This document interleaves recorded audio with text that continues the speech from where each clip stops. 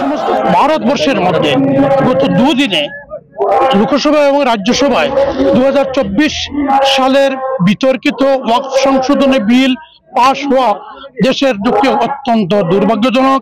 এটা রাষ্ট্রের সংবিধান বিরোধী, আইন বিরোধী।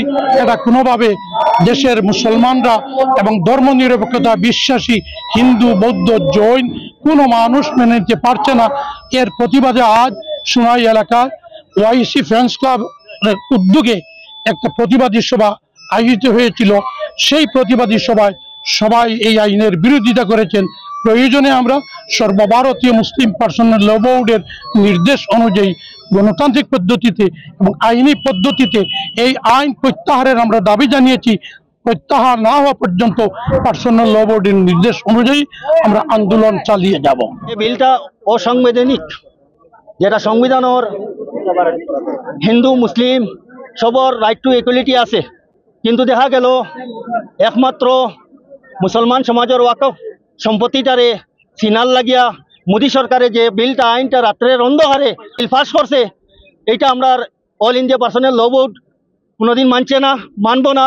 আমরা মেসেজ দিতে চাই ভারতের নরেন্দ্র মোদী সরকারে যে গণতন্ত্র সরকার হিসাবে, গণতন্ত্র দেশ হিসাবে, রাইট টু ইকুয়ালিটি হিসাবে আপনি দেশের কানুন ভঙ্গন করছেন, আপনি সংবিধান ভঙ্গন করছেন, উল্লঙ্ঘন করছেন।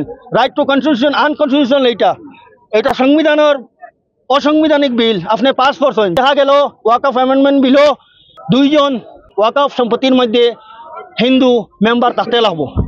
তো এটা বড় দুঃখজনক, বড় লজ্জাজনক ব্যাপার। এটা দেশের একটা কালা কানুন, এই কানুনটা বাতিল করার লাগিয়া আমরা মোদী সরকারের কাছে আহ্বান জানাই। আর আমরা যদি এই বিলটা বাতিল না হয়, আমরা ইসলামিক পার্সোনাল ল বোর্ডর দিল্লির মধ্যে যেটা ইশারা দিবা, যদি 6 মাস যদি আমরা যে রাস্তা বন্ধ করা লাগে তো 6 মাস করমু, যদি 1 বছর করা লাগে তো রাস্তা অনশন করমু। আমরা 25 করোড় মুসলমান আমরা ভারতবর্ষ বাস করি।